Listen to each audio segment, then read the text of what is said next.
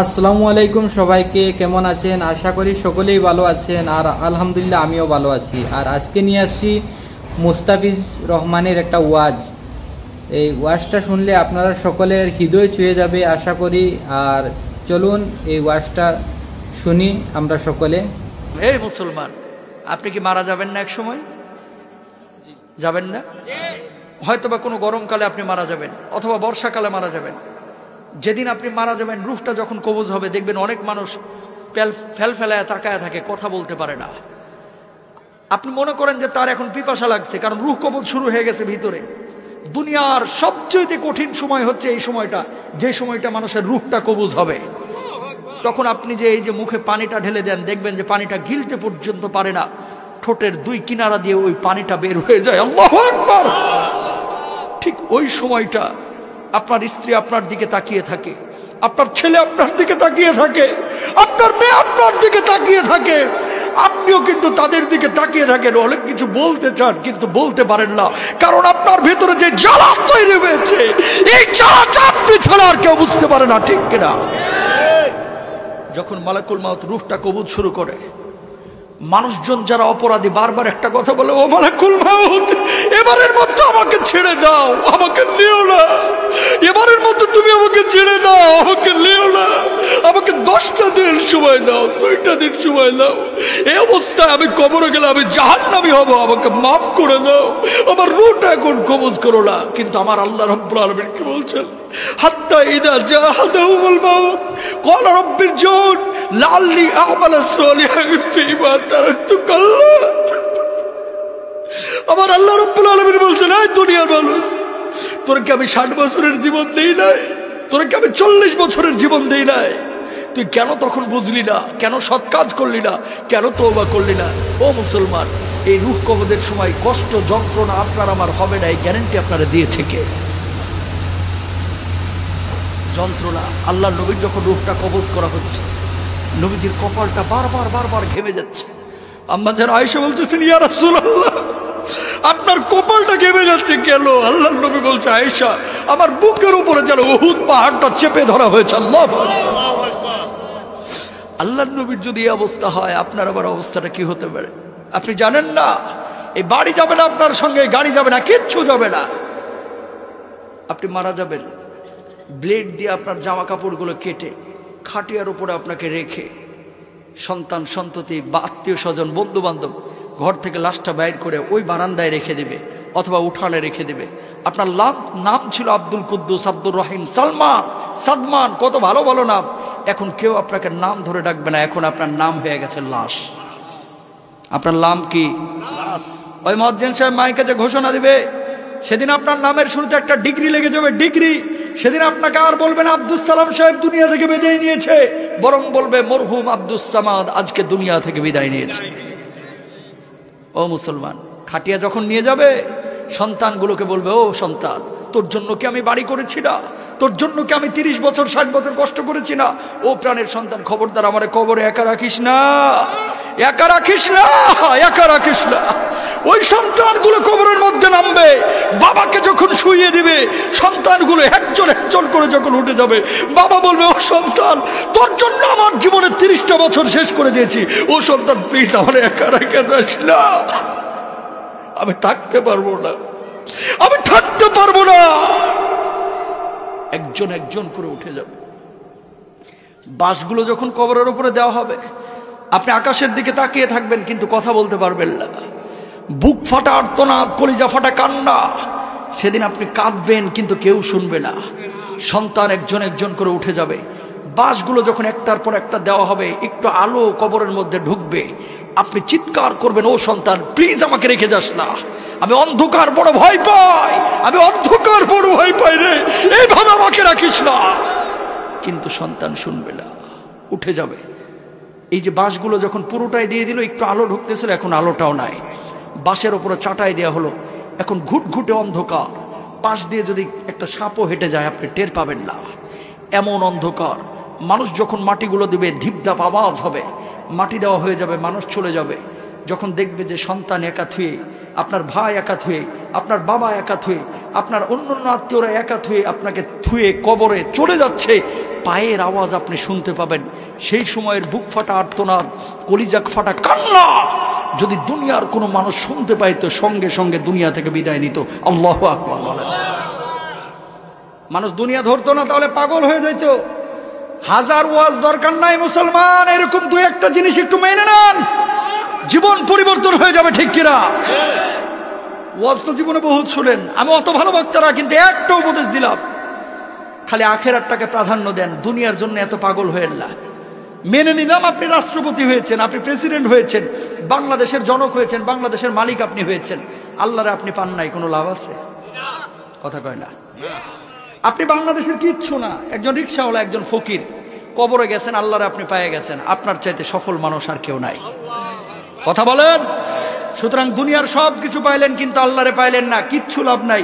দুনিয়ার কিচ্ছু পাইলেন না কিন্তু আল্লাহরে পেয়ে গেছেন, আপনি দুনিয়ার বুকে সব চাইতে বড় সফল, ঠিক কিনা ভাইরা আমার?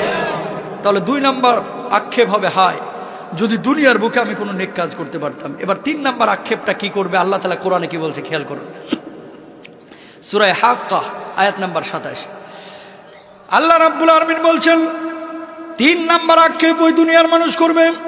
ওয়া আম্মা মান উতিয়া কিতাবাহু বিশিমালিহি ফায়াকুলু ইয়া লাইতানি লাম উতা কিতাবিয়া ওয়া লাম আদরি মা হিসাবিয়া ইয়া লাইতাহা কানাতিল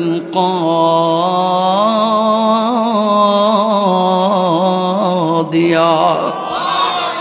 আল্লাহ রাব্বুল আলামিন বলবেন, আল্লাহ রাব্বুল আলামিন বলছেন কুরআনুল কারীমের সূরা হাক্কার মধ্যে, যেই মানুষগুলোর আমলনামা বাম হাতে দেওয়া হবে ওই মানুষগুলো বলবে, আল্লাহ আজকে যদি আমাদের আমলনামাগুলো না দেওয়া হইতো কতই না ভালো হইতো। ওগো আল্লাহ, যদি আমরা মৃত অবস্থায় থাকতাম কতই না ভালো হতো। আজকে কিয়ামতের ময়দানে আমরা উঠে বড় বিপদে পড়ে গেছি। ওই কবরের মধ্যে ছিলাম, ওখানে আযাব গজব ছিল একটু মৃদু, এই আখিরাতের চাইতেও কম, সেটাই তো আমাদের জন্য ভালো ছিল। আমরা যদি মৃত হতাম কতই না ভালো হতো, কতই না ভালো হতো। কিন্তু আল্লাহ রাব্বুল আলামিন ওই মানুষগুলোর জন্য জাহান্নামের ফয়সালা করবেন। বলুন নাউজুবিল্লাহ। মানুষ কবর থেকে উঠে বলবে, আল্লাহ আখেরাতে উঠাইলেন কে? ওই কবরে ছিলাম, এটাই তো ভালো ছিলাম। কবরের মায়ের আখেরাতের চাইতে একটু কম, কারণ হিসাব নিকেশের পরে তো তুখোর মায়ের হবে। কথা বলেন না কেন? বলবে যে আল্লাহ যদি মৃত হতাম এটাই তো ভালো ছিল, আপনি উঠাইলেন কেন? মৃত ছিলাম, এই ভালো ছিল। আমার কথা না, আল্লাহর কথা। একটা মানুষ কতটা বিপদে পড়লে এ কথা বলতে পারে যে মৃত ছিলাম এটাই তো ভালো ছিলাম? কতটা বিপদে পড়লে। যারা বুঝার এরা কিন্তু বুঝতেছে। আল্লাহ তাআলা আমাদের বুঝদান করুন, বলুন আমিন। 4 নাম্বার, 3 নম্বরে মানুষ যখন বলবে যে আল্লাহ আপনি যদি আমাদেরকে কি করতেন, মৃত রাখতেন ভালো হতো, আল্লাহ রাব্বুল আলামিন জবাব দিচ্ছেন কি? খেয়াল করেন এদের পরিণতিটা কি হবে।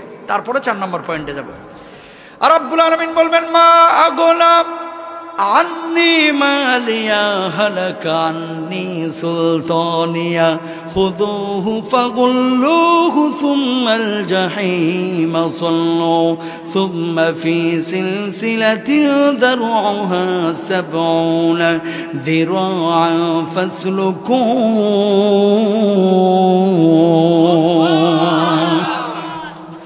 ওই মানুষগুলো আল্লাহ রাব্বুল আলামিনকে বলবে, আল্লাহ দুনিয়ার বুকে অনেক সম্পদ রেখে এসেছিলাম, আমি বড় পয়সাওয়ালা ছিলাম, এই পয়সা তো আমার আজকে কোনো কাজে লাগলো না। মানুষগুলো বলবে, আল্লাহ আমি বড় ক্ষমতাবান ব্যক্তি ছিলাম, ক্ষমতাধর ব্যক্তি ছিলাম, লিডার ছিলাম, আজকে তো এই লিডারগিরি এখানে কোনো কাজে লাগছে না। আল্লাহ রাব্বুল আলামিন তখন ফেরেশতাদেরকে বলবেন, ও ফেরেশতারা ওই মানুষগুলোর গলায় ঘাড়ে শিকল লাগাও। ওই শিকল লাগানোর পরে আল্লাহ রাব্বুল আলামিন 70 গজ দীর্ঘ শিকল বেঁধে ফেরেশতাদেরকে বলবে জাহান্নামের মধ্যে নিক্ষেপ করো। বলুন নাউজুবিল্লাহ। বাড়ি গাড়ি সম্পদ আপনি উপার্জন করছেন ভালো কথা, বানাচ্ছেন ভালো কথা, কিন্তু সম্পদের একটা অংশ যদি আমার আল্লাহরে না দেন তাহলে কিন্তু এই সম্পদ কাজে আসবে না। কথা ক্লিয়ার? এবার 4 নাম্বার আক্ষেপটা মানুষ কি করবে, আমার আল্লাহ তাআলা কি বলছেন খেয়াল করুন। দুনিয়ার বুকে কিছু মানুষ দেখবেন বন্ধুত্ব করে এমন কিছু মানুষের সঙ্গে যাদের সাথে বন্ধুত্ব করার কারণে সে দুনিয়াও হারায় আখিরাতও হারায়। আছে না নাই? কিছু মানুষের সঙ্গে যদি বন্ধুত্ব করা হয় তাহলে আল্লাহর কথা মনে পড়ে। বন্ধুত্ব করলে নবীর কথা মনে পড়ে, তার চেহারার দিকে তাকাইলেই ভালো কাজ করতে মন চায়, তার সঙ্গে চললে নামাজ শেখা যায়, রোজা শেখা যায়, কোরআন শেখা যায়। আর কিছু বন্ধু আছে যার সঙ্গে চললে নিজেও গাঁজা খায়, ওই বন্ধু বন্ধুরে গাঁজা খাওয়া শেখায়। কথা কয় না রে? সৎসঙ্গে সর্ববাস, অসৎসঙ্গে সর্বনাশ। ভালো মানুষের সঙ্গে চললে আপনি ভালো থাকবেন, খারাপ মানুষের সঙ্গে চললে আপনি খারাপ হয়ে যাবেন। সঙ্গ দোষে লোহা ভাসে, একটা কথা বলে না? প্রিয় ভাইরা আমার, কেউ যদি মদখোরের সঙ্গে চলে, ওই একদিন চলতে চলতে এরও কিন্তু 1 ফোঁটা 2 ফোঁটা মদ খাওয়াইতে এরও কিন্তু মদখোর বানায় ফেলায়। সিগারেট যারা খায়, এই সিগারেট খোর বন্ধুদের সঙ্গে চলতে চলতে কয়, দোস্ত আরে বেটা কোনোদিন খাইস না, 30 নাইটে এক রাত খাইলে কি হয়েছে, খা, সবাই খাইতেছে, একটু খা না, কি হয়েছে? ওই একটা টান মারে, দ্বিতীয় দিন আবার বলে, দোস্ত কালকে তো খাইছো, কেমন লাগছে? দোস্ত ভালোই লাগছিল, মাথাটা ঝিমঝিম ছিল, পরে মাথাটা খুলছে, আরেকটা খা তাইলে। এ খাওয়ার পরে আরেকটা খা, এইভাবে খাইতে খাইতে খাইতে এরপর বাপের পকেট মারা শুরু করে এখন একটা প্রফেশনাল সিগারেট কোম্পানির সভাপতি। কথা বলেন না কেন? মানে সঙ্গ দোষে লোহা ভাসে। কিয়ামতের ময়দানে আল্লাহ রাব্বুল আলামিন বলতেছেন, এই মানুষগুলো আক্ষেপ করবে, হায় রে যদি ভালো মানুষের সঙ্গে বন্ধুত্ব করতাম কতই না ভালো হইতো, আল্লাহ ওয়ালাদের সঙ্গে, নামাজিদের সঙ্গে বন্ধুত্ব করলে কতই না ভালো হতো। আল্লাহ তাআলা কি বলছেন খেয়াল করুন। আর রাব্বুল আলামিন বলছেন, ইয়া ওয়াইলাতা লাইতানি লাম আত্তাখিযু ফুলালান খলিলা।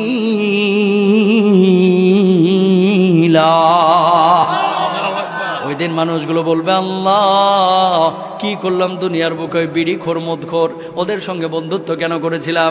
আমি যদি নবীওয়ালা মানুষদের সঙ্গে বন্ধুত্ব করতাম, আজকে আমার হাসরটা হইতো নবীওয়ালা মানুষদের সঙ্গে। আমি যদি আলমের সঙ্গে বন্ধুত্ব করতাম, আমার আজকে হাসর হইতো আলমের সঙ্গে। আমি যদি ইমামের সঙ্গে খতিবের সঙ্গে বন্ধুত্ব করতাম, আমার আজকে হাসর হইতো ইমাম খতিবের সঙ্গে। আমি যদি নামাজির সঙ্গে বন্ধুত্ব করতাম, আমার হাসরটা হইতো নামাজির সঙ্গে। ও আল্লাহ, আমি বুঝি নাই, আমার সুযোগ দেন, আমার সুযোগ দেন। দুনিয়ার বুকে ফিরে গিয়ে আমি এবার ভালো মানুষের সঙ্গে বন্ধুত্ব করব। আল্লাহ বলবে, বান্দারে দুনিয়ার বুকে 60 বছর 70 বছরের জীবন দিয়েছিলাম, তখন বুঝলি না। ইমামের ওয়াজ শুনলি, খতিবের ওয়াজ শুনলি, বক্তার ওয়াজ শুনলি, তারাও বলেছিল, মানলি না। আজকে তোর আর সুযোগ নাই, যা যা যা জাহান্নামে চলে যাব। নাউজুবিল্লাহ। খালি তো বাস দেন আলিমদেরকে, কোরআনওয়ালাদেরকে, সব খারাপ শুধু হুজুরি, আর সব ভালো মানুষ আপনারা। এরকম ভাবসাব ঠিক কিনা? যে পৃথিবীর বিকয়ে সবচেয়ে নিকৃষ্ট মানুষ যেন এখন হুজুররা। শোনেন, এই হুজুররা আছে বলে পৃথিবী টিকে আছে। কথা বলেন। আপনার বাপ হুজুরে ভালোবাসতো, আপনার দাদাও ভালোবাসতো, আপনি বাসেন না। কারণ কি? আপনি বুদ্ধিজীবী, নিচের বুদ্ধি এখন মাথায় উঠছে, এর লেগে চান্দিটা খালি হয়ে গেছে। কথা বুঝেন নাই? এমন বুদ্ধি যে মাথার চুল একটাও মাথার উপরে থাকতে পারে নাই। পরে কোরআন নিয়ে সমস্যা, হাদিস নিয়ে সমস্যা, হুজুর নিয়ে সমস্যা, ওয়াজ মাহফিল বাংলাদেশে কেন হচ্ছে এটা নিয়ে এখন বলে সমস্যা। যাত্রা পালা গান শেষ হয়ে যাচ্ছে, ওয়াজ মাহফিল বেড়ে যাচ্ছে। আরে বেটা, ওয়াজ মাহফিল বাড়ছে বলে মদখোর বাংলাদেশে কমতেছে। ওয়াজ মাহফিল বাড়ছে বলে যুবকরা মসজিদ মুখে হচ্ছে, ঠিক কিনা? ওয়াজ মাহফিল বেড়েছে বলে যুবকরা বাপ মার খেদমত করছে। এই ওয়াজ মাহফিল যদি না থাকে, তোর মতো মানুষগুলোকে তোর সন্তান লাথি মেরে বৃদ্ধাশ্রমে রাখবে। কথা সত্য না মিথ্যা? এই ওয়াজগুলো শুনেই কিন্তু বাচ্চারা কান্দে, যুবকরা কান্দে। আজকে মোবাইলগুলোতে ওয়াজ শুনে, শোনার কারণে কি হয়? যুবকরা দাঁড়িয়ে রাখছে, নামাজি হচ্ছে। বাপ মাকে আগে বেল দিত না, পাট্টা দিত না, এখন যুবকরা বাপ মার খেদমতো করছে। কথা বলেন। আপনারা শুধু কি খুশি করার লাগে ঠিক বলছেন না বাস্তবতা আছে? বাস্তবতা আছে না? আপনি বিশ্বাস না হলে আপনাকে চ্যালেঞ্জ করলাম, আমি চ্যালেঞ্জ করলাম আপনারে, আমি প্রস্তুত, আপনি চ্যালেঞ্জ গ্রহণ করেন।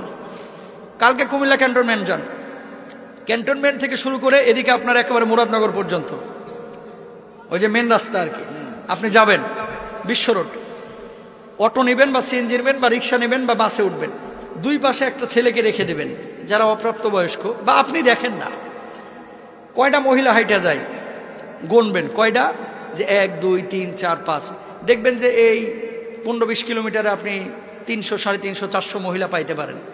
গুনতে বলতেছি কেন? 400 মহিলা যদি এখন রাস্তাঘাটে পান, দেখবেন 300-র উপরে মহিলা তারা হিজাব করতেছে। কথা বলে না রে? এখন কিন্তু বেগানা নারী আগের চাইতে কম। যারা আছে একেবারে উলঙ্গ এলোমেলো চলাফেরা, এগুলো সব জামানায় থাকে, আল্লাহ রাসূলের জামানায়ও ছিল। কিন্তু আগের চাইতে হিজাবের সংখ্যা কমছে না বাড়ছে? আরো জোরে বলেন, কমছে না বাড়ছে? আগে মহিলারা আমল করতো যা খুশি, যেটা বলছে বাপে বলছে দাদাই বলছে এটাই মানত। আর এখন মহিলারাও মাশাআল্লাহ এমন মাসালা মাসাইল জানে যেটা আপনিও জানেন না। কারণ কি? সারাদিন বসে বসে আমার মিজানুর রহমান আজহারী ভাইয়ের ওয়াজ শুনে, কথা কয় না? সারাদিন বসে বসে আহমদুল্লাহ ভাইয়ের ওয়াজ শুনে, সারাদিন বসে বসে আব্বাসী হুজুরের ওয়াজ শুনে, বিভিন্ন হক্কানি ওলামা ইকরামের ওয়াজ শুনে। ওয়াজ শুনতে শুনতে শুনতে শুনতে আমার মা বোনেরা বুঝে গেছে যে সত্য আসলে এটাই, শান্তি আসলে ইসলামেই আছে, শান্তি আসলে কোরআনেই আছে। এতদিন ছিলাম ভুলে, এখন আসছি সঠিক পথে।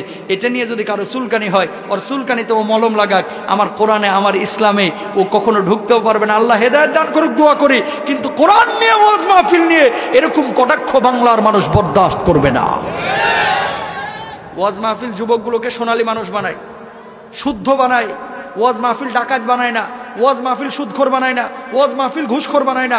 ওয়াজ মাহফিল মানুষকে মানুষের অধিকার ছিনিয়ে নিয়ে এসে আইল ঠেলে জমি দখল করতে শেখায় না। ওয়াজ মাহফিল একজন মানুষকে সোনালী মানুষে রূপান্তরিত করে, তাই না ভাই?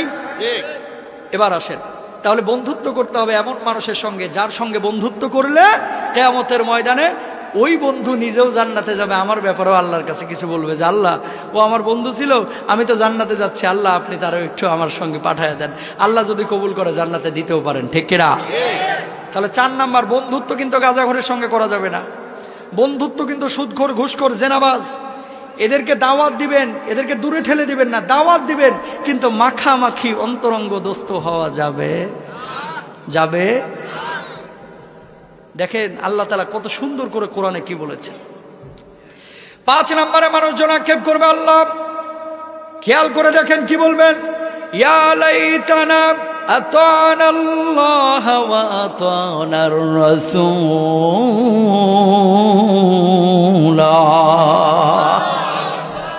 ওই মানুষগুলো যখন দেখবে ওই কিয়ামতের ময়দানে এক শ্রেণীর মানুষকে আল্লাহ রাব্বুল আলামিন জান্নাতে দিয়ে দিচ্ছেন আর এক শ্রেণীর মানুষকে জাহান্নামে দিয়ে দিচ্ছেন, তখন মানুষগুলো আফসোস করবে আর বলবে, হায় দুনিয়ার বুকে যদি আমি মুহাম্মদ সাল্লাল্লাহু আলাইহি ওয়াসাল্লামের আদর্শ অনুসরণ করতাম কতই না ভালো হইতো, আদর্শ অনুসরণ করতাম কতই না ভালো হইতো।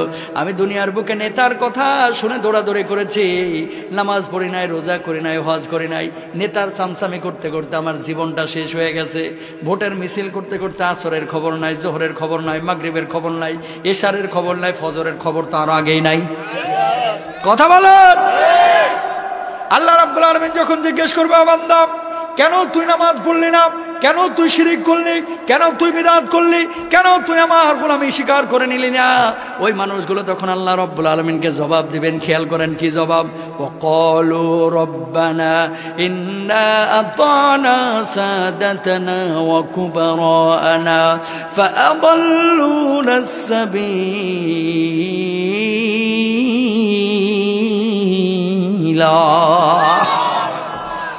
আল্লাহ যখন ওই ব্যক্তিদেরকে বলবে, ও বান্দা নামাজ পড়িস নাই, আল্লাহকে ঠিক মতো বিশ্বাস করিস নাই, আল্লাহর বিধানগুলোকে মানিস নাই, আজকে যা জাহান্নামে যা, ওই ব্যক্তিরা তখন বলবে, আল্লাহ আমারে ধরার আগে আপনি আমার বড় লিডার রে ধরেন। এই যে কথা আল্লাহ বলছে, ইন্না আতানা সাদাতানা ওয়া কুবরানা ফাদাল্লুনা সাবিলা। আমার লিডার আমার জোহরের নামাজ ঠিক মতো পড়তে দেয় নাই, আমার লিডার আমার নামাজ শিখায় নাই, আমার লিডার আমার আল্লাহরে চিরায় নাই।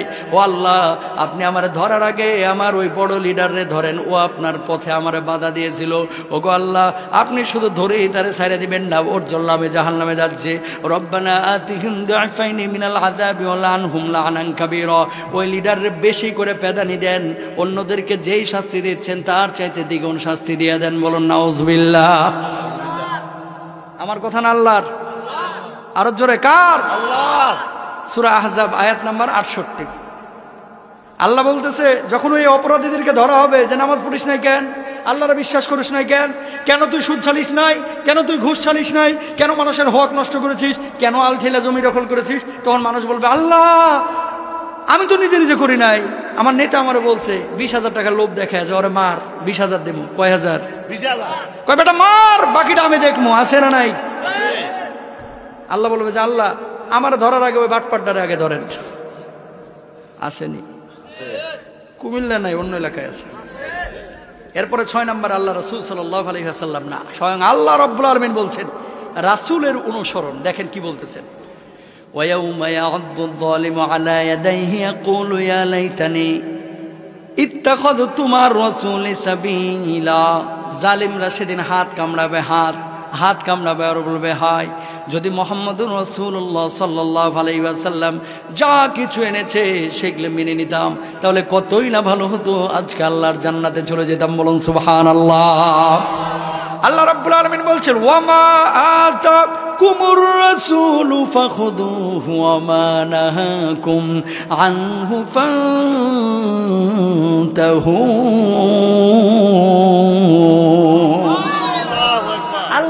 আল্লাহ রাসূল যা এনেছে তা গ্রহণ করবেন, যা থেকে বারণ করেছে তা আপনারা ছেড়ে দিবেন।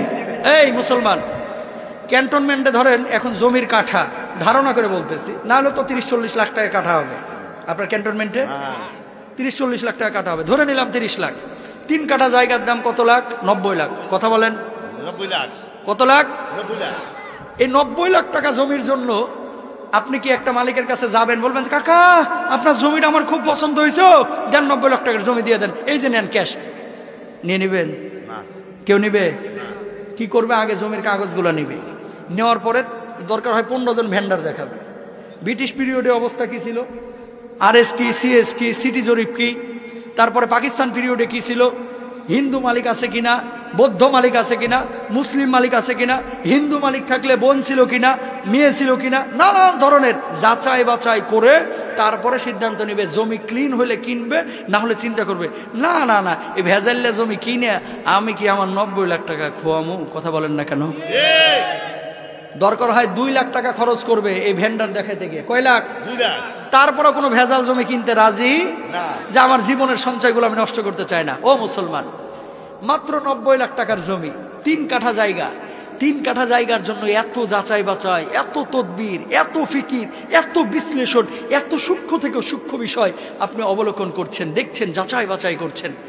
সবচেয়ে সর্বনিম্ন যেই জান্নাত কুমিল্লার মানুষকে আল্লাহ তাআলা দিবেন, একটা জান্নাত 10টা পৃথিবীর সমান হবে। সেই জান্নাতে যাওয়ার জন্য আমলগুলোকে একটু যাচাই বাছাই করা দরকার আছে না নাই? 3 কাঠা জায়গার জন্য এত যাচাই বাছাই, 10টা পৃথিবীর সমান জান্নাতে আপনি ঢুকবেন, আমল দিচ্ছে, আমলটা একটু যাচাই বাছাই করবেন না? খালি লিডার বলছে আর আপনি মেনে নেবেন, এটা কি হবে? হবে? বাবাই বলছে হুজুর, বাবাই বলছে তার মানে জায়েজ না। বাংলাদেশে কিছু মানুষের কাছে মাসালা মাসাইলের কিতাব নাই। ধরেন যদি বলে কাকা এটা করতেছেন কে, এটা তো ইসলামে নাই, এটা তো হাদিসে নাই, এটা তো কোরআনে নাই, কয় নতুন নতুন হুজুর, নতুন নতুন ফতোয়া। কথা কয় না রে? কে নতুন হুজুর? কে আগে জানতেন না, এখন জানছেন, আপনি মানবেন? আমার বাপ দাদা কি ভুল করেছে? না। এই কথা বলবে। কি বলবে? আমার বাপ দাদা কি ভুল করেছে? মানে বাপ দাদা যেটা করেছে এটাই সঠিক। কোরআনের ধার ধারে না অনেকে, আছে না নাই? আল্লাহ নবী যা বলেছে তা করবেন, কোরআন যা বলেছে তা করবেন, যা বলেন নাই তা করবেন না। এরপরে মানুষের আক্ষেপটা হবে। আলোচনা কিন্তু শেষের দিকে আসতেছে। যদি আমি সফল মানুষদের সাথে চলতাম, একটা হচ্ছে সফল মানুষ কারা? যারা সোজা পথে হাঁটে। কি পথে? সোজা পথে। ইহদিনাস সিরাতাল মুস্তাকিম সিরাতাল্লাযীনা আন'আমতা আলাইহিম গায়রিল মাগদুবি আলাইহিম ওয়ালাদ-দাল্লিন। আমিন।